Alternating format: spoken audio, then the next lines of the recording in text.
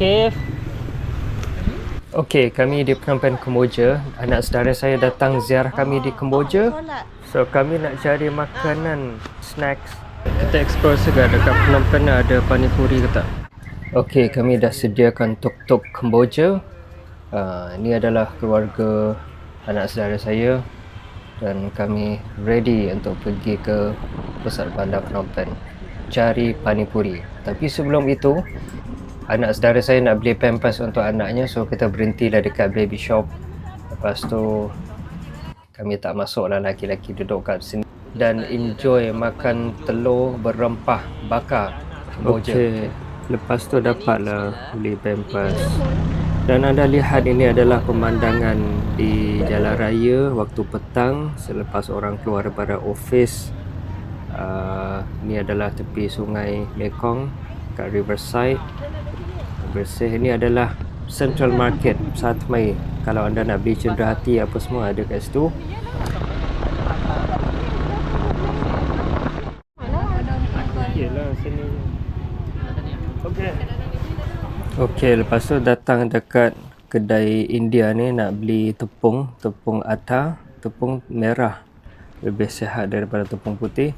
Ini adalah rempah-rempah India. Kami pun beli 2 pack puri untuk kita balik rumah goreng. Setiap masa saya datang ke kedai ni saya jadi confused, tak tahu nak pilih yang mana satu. So banyak sangat pilihan dan memang saya suka makanan Pakistan, India apa semua ni. Snacks dia memang sedap sebab saya pernah tinggal dekat negara Pakistan dulu. Angkal panggil. Sekejap, kita tengok apa? Apa lagi mana? Yang mana tak pedas lah. अभी नहीं स्पाइस में आएगा. Alhamdulillah dapat semua barang keperluan untuk masak dan sebagainya. Dan dah maghrib dah. So on the way nak pergi cari panipuri. Lalu dekat Wester House, ini adalah salah satu franchise restoran jual seafood halal. Brand halal.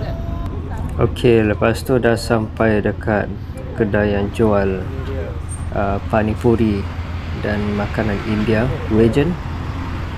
So saya pun dah order melalui phone, pergi terus dah siap 3 set panipuri dengan air dia sekali. So saya duduk tengah kejar masa sebab dah maghrib sebenarnya, tak salah lagi. So kita kena cepat-cepat pergi tunaikan salat maghrib. Anak saudara saya dia salat jamak, so dia tak rush sangat. Tapi kami sebagai mukim ni memang kena cepat-cepat lah. Ini adalah view tepi sungai waktu maghrib, memang cantik. Ada banyak lampu hiasan dan sebagainya. So anda lihatlah view. Okay.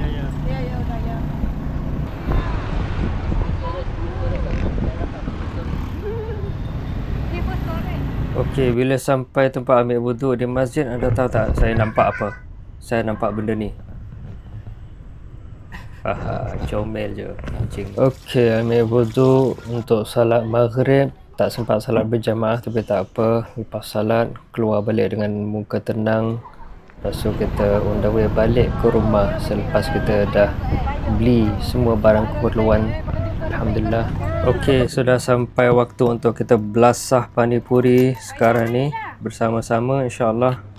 Lepas kita lubangkan yang puri tu, kita masukkan yang mashed potato dia tu berempah ni. Lepas tu kita tuang air warna hijau, itu air chutney hijau.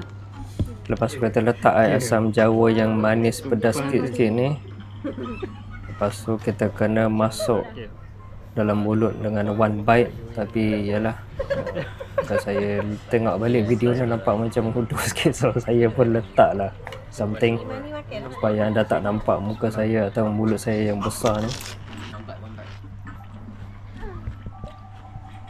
Okey, sekarang ni turn anak saudara pula. Ni letak potato dulu. Dia ada west over. Kemudian air asam jawa. Dia kena kacau dulu. Ni. Bawah Ya, bawah tu berkelar ni. nak kacau. Oh. Tak kena dah. Tak sikit-sikit je. Takkan over je lagi. So tambah yang tu sikit lagi pun tak. Ini pun Oi, sedap ah. Yang ni manis dan ni yang sana pedas. Bismillah. Jadi malam ni kami tak makan nasi. Ini adalah dinner kami, makan snack saja. Dan Alhamdulillah Lena juga lah tidur. Sebab malam biasanya tak elok makan banyak-banyak. Kita makan benda macam ni je. Kalau anda datang ke Phnom Penh dan anda nak test panipuri tempat yang saya beli ni, jangan lupa hubungi saya. Kalau anda enjoy tonton video macam ni, jangan lupa subscribe tau. Wassalam.